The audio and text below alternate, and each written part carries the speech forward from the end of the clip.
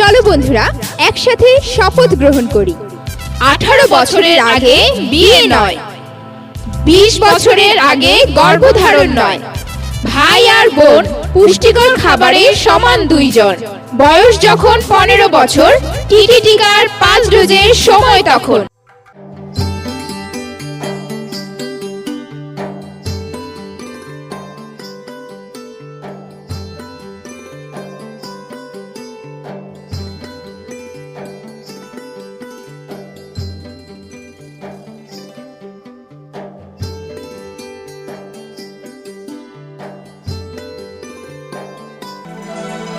আমাদের দেশের প্রতিটি শিশুর নিজস্ব কিছু প্রাপ্য অধিকার রয়েছে এবং জন্মের পর থেকেই তারা এই অধিকার পাওয়ার যোগ্য।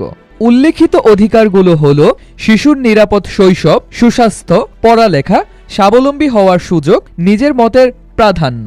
কিন্তু আমাদের সমাজের অধিকাংশ শিশুই তাদের প্রাপ্য এই সমস্ত অধিকার থেকে বঞ্চিত হচ্ছে। এর প্রধান কারণ বাল্যবিবাহ। সারা বিশ্বে বাল্যবিবাহ বাংলাদেশের অবস্থান চতুর্থ। এক সময় শুধু দেশের গ্রাম অঞ্চলেই বাল্যবিয়ের প্রভাব বেশি ছিল, কিন্তু এখন শহরেও বেড়ে গেছে বাল্যবিয়ের সংখ্যা। প্রতিনিয়ত অসংখ্য কন্যা শিশু হারাচ্ছে তাদের অধিকার, কেউ কেউ ঢলে পড়ছে মৃত্যুর মুখেও।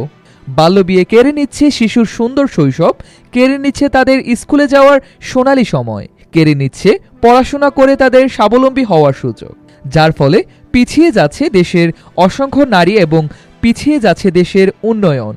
হ্যাঁ, বাল্যবিয়ে একটি শিশুর সবচেয়ে বড় মানবাধিকার লঙ্ঘন।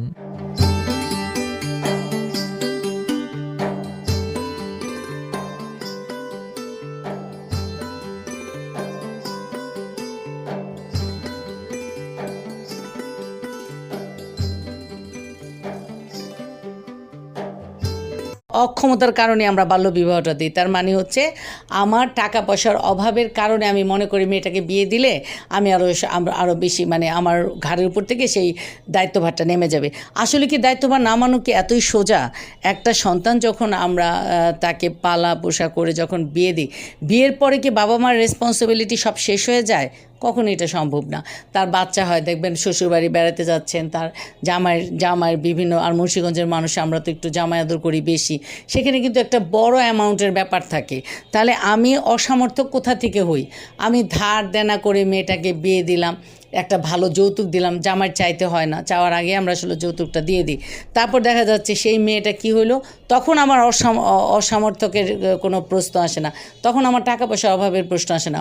অভাবের প্রশ্ন কখন আসে? যখন মেয়েটাকে আপনি বাল্যবিবাহ দেওয়ার জন্য উইটা পড়ে লাগছেন, তখন আপনি বলতেছেন টাকা নাই, পয়সা নাই, মেয়েটাকে পালবো কীভাবে?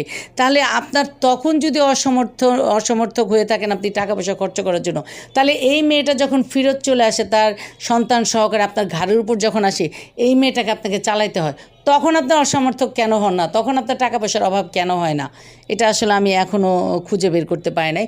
এই ক্ষেত্রে আমার মনে হয়েছে যে আপনি আমার যতটা না সামর্থ্যের অভাব তার চেয়ে বেশি আমার সচেতনতার অভাব। আমি যদি সচেতন হতে পারি তাহলে অবশ্যই ব্যাপার থেকে আমি বের হয়ে আসতে পারবো। আর এখানে আমার শিশু অধিকার বিষয়ে বাল্যবিবাহ রোধ করবে, শিশু অধিকার বিষয়ে শিক্ষা বাল্যবিবাহ রোধ করবে, চমৎকার একটা প্রস্তাব। এবং এই টপিকসটা আমার খুব পছন্দ হয়েছে, কারণ শিক্ষার কোনো শেষ নাই। এবং আমি সবসময় বলি একটা জিনিস কোনো দিনও ফেরত দেওয়া যায় না, সেটা হচ্ছে শিক্ষা। আপনি যা অর্জন করবেন সব আপনার ভিতরে থেকে যাবে। আপনি বাবা মা, দরিদ্র বাবা মা শিক্ষিত মানে শিক্ষা গ্রহণ করতে পারে না। আজকে সরকার আমাদের যে এই যে আওয়ামী লীগ সরকার যেই পরিমাণ সাহায্য সহযোগিতা বাচ্চাদের করতেছে, বিনা পয়সায় বই পাচ্ছেন, বিনা পয়সায় বেতনের টাকাটা দিচ্ছে, আবার খাদ্যের বিনিময়ে পড়া দিতেছে, আর কত করবে সরকার? আপনারা কেন সচেতন হয়ে আগে আসেন না? আপনারা এই শিক্ষাটা বাচ্চাটা একটা অল্প বয়সী ছেলে মেয়েকে যদি পূর্ণাঙ্গ শিক্ষাটা দিতে পারেন, আপনি দেখেন এই বাল্যবিবাহটা কখনই থাকবে না।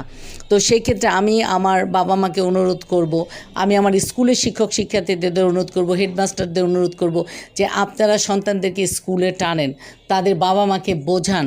আরও বাবা মাদের কাউন্সিলিংয়ের প্রয়োজন, যে শিক্ষাটা আমাদের এই বাল্যবিবাহের জন্য কতটা প্রয়োজন। এবং সবচেয়ে বড় কথা, তারপরেও যদি কিছু আইন তৈরি হয়েছে, এখন শিশু আইন 2013 সালের একটা শিশু আইন তৈরি হয়েছে, 24 নম্বর আইন, আবার এটা সংশোধন আকারে 2018 সালে আরেকটি আইন তৈরি করা হয়েছে। আইনগুলোর দিকে একটু ফিরে তাকান, দেখেন আইনেও শিশু অধিকারটা কীভাবে আমাদেরকে সামনে এগিয়ে নিয়ে যেতে সাহায্য করছে। আমি আমার পক্ষে সমগ্র বাংলাদেশের বাবা মার কাছে আমার বিনীত অনুরোধ থাকবে, আজকে যদি কেউ আমার এই কথাটুকু শুনে থাকেন, দয়া করে বাচ্চাটাকে স্কুলে পাঠান, ওদের ভিতরে শিক্ষার আলোটা জ্বলতে দেন। বাল্যবিবাহ কোনো সমাধান হইতে পারে না, শিক্ষা সমাধান আসতে পারে, বাল্যবিবাহ কখনো আসতে পারে না।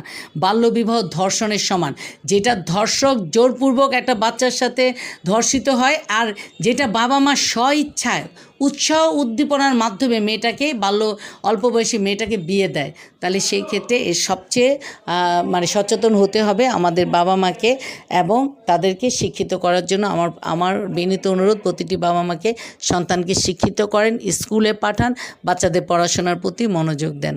সবাই ভালো থাকবেন, সবাই সুস্থ থাকবেন। জননেত্রী শেখ হাসিনাকে ধন্যবাদ, উনি যেইভাবে শিশুদেরকে তার শিক্ষার জন্য এগিয়ে নিয়ে যাচ্ছেন, তাদের মেধা বৃদ্ধির জন্য উনি যতগুলো উদ্যোগ হাতে নিয়েছেন, সেই উদ্যোগকে সাধুবাদ জানাই।